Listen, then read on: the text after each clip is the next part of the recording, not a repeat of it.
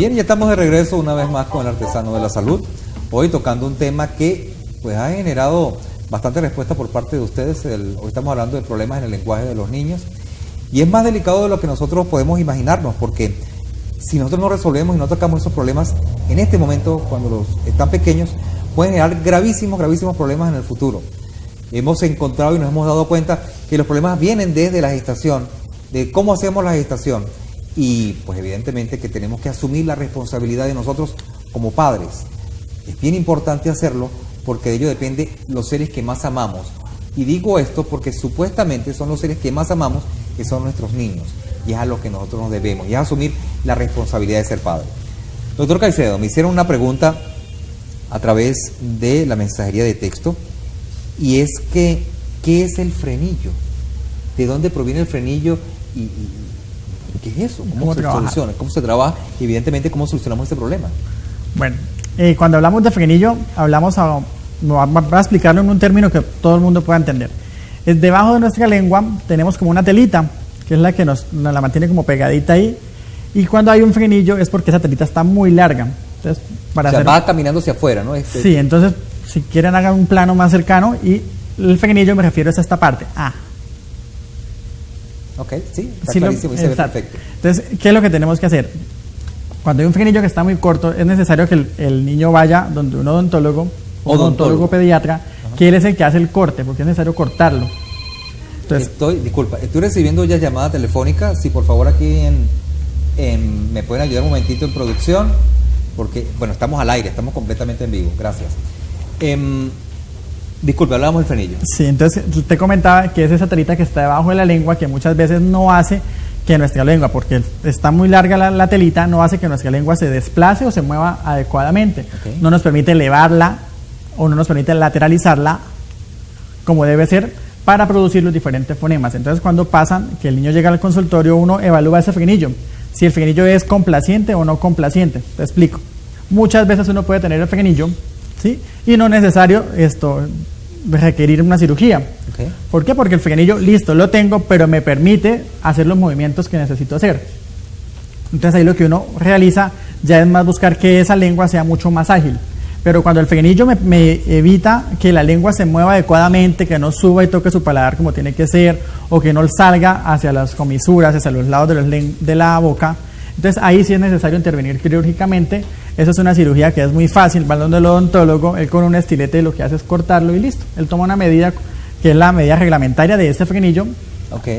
Y para la edad, y el posoperatorio es muy fácil, eso es lo que le van a como te digo, le cortan y mucho hielito, heladito. Sí, y entonces a los niños les encanta porque están comiendo helado 2-3 días, mientras esto va cicatrizando. Lo que yo sí recomiendo a los papás es que muchas veces cuando manden a hacer el frenillo, hagan que su hijo mueva la lengua. Ajá. Porque pasa de que, no, que me duele, entonces dejo la lengua quieta, y como eso es el remedio que la enfermedad. Exacto, entonces que eso es carne, tú sabes que la carne llama carne.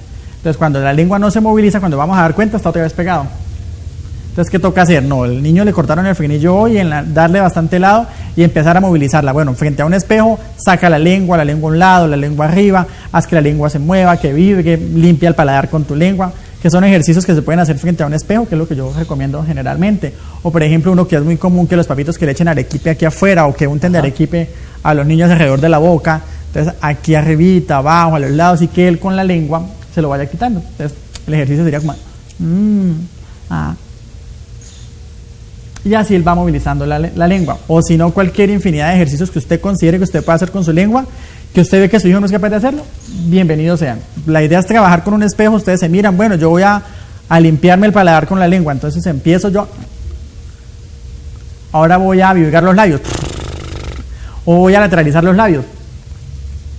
Muchas veces pasa que los niños no son capaces de hacer ese movimiento. Okay. Lateralice los labios, y usted ve ese esfuerzo que hacen, porque no hay una coordinación, que entonces lo principal o lo que hay que partir cuando se opera un frenillo lingual o cuando hay un problema articulatorio es que hagan muchas muecas, todas las muecas que tengan que ver con labios, con lengua, que infle las mejillas, que las desinfle. Ese tipo de ejercicios son adecuados.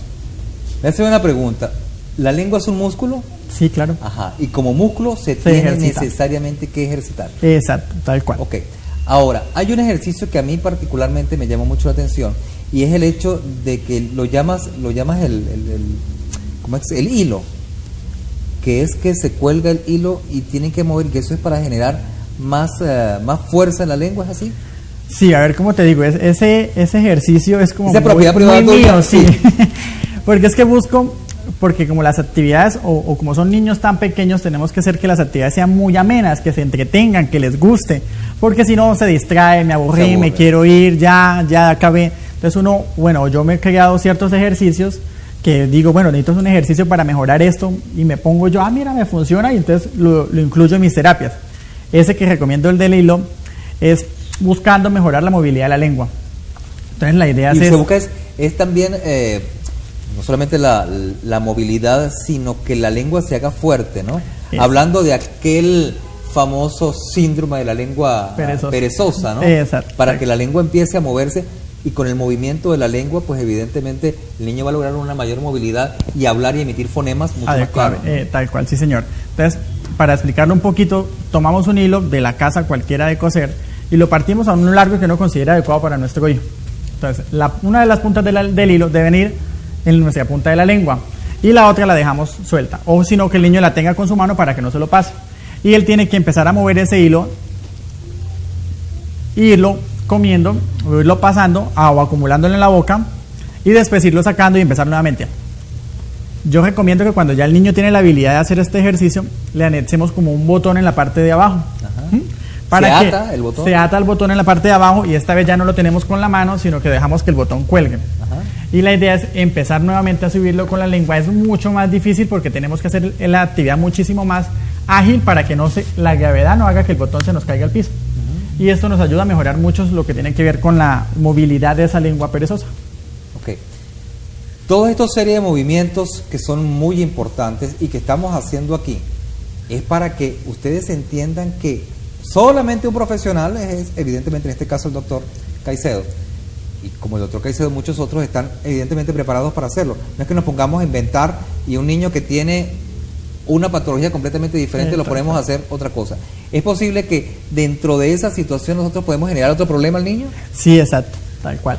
Por ejemplo, un ejemplo muy claro es que mucha gente, cuando son adultos mayores que les da una ACV, lo colocan, póngalo a masticar chicle. Cuando le da una disartria, que quedan como con problemas un problema de articulación. Okay.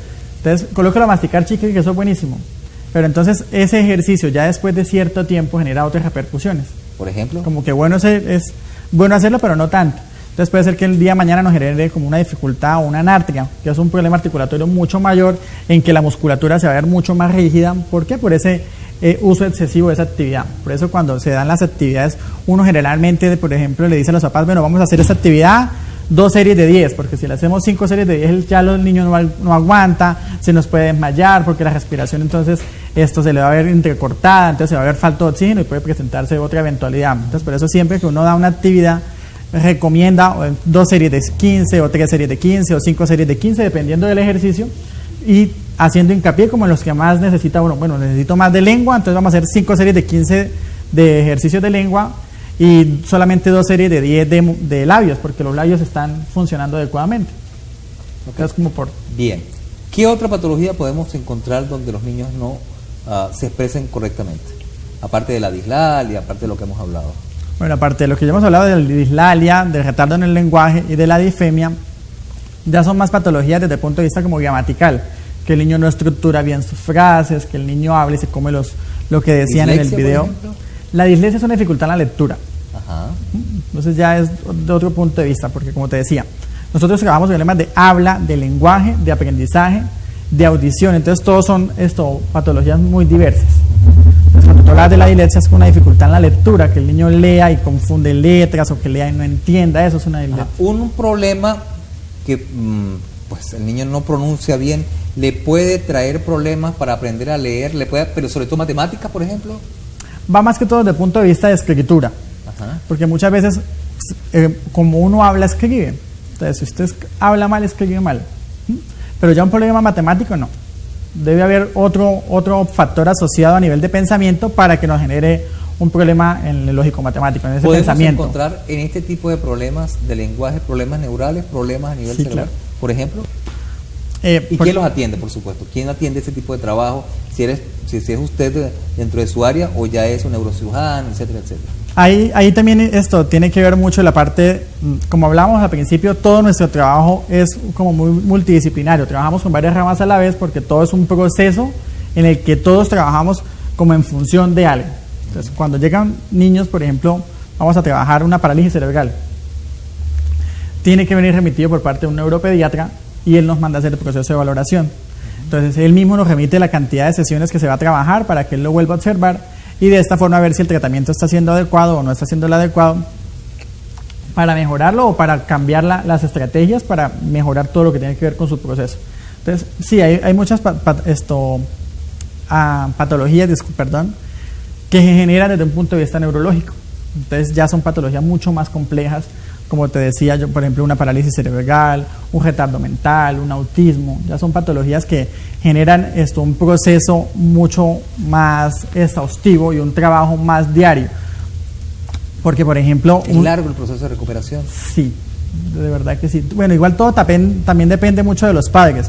Porque, ¿qué pasa? Al consultorio debemos ser claros de que muchas veces las personas van 2 veces por semana, o en caso tal van una, que por los gastos, porque es que uno también tiene que ver que el niño, así como va a terapia de lenguaje, va a terapia física, así como va a terapia física, va a terapia ocupacional, o va con el neuropediatra, y todo eso pues sabemos que es un poco costoso.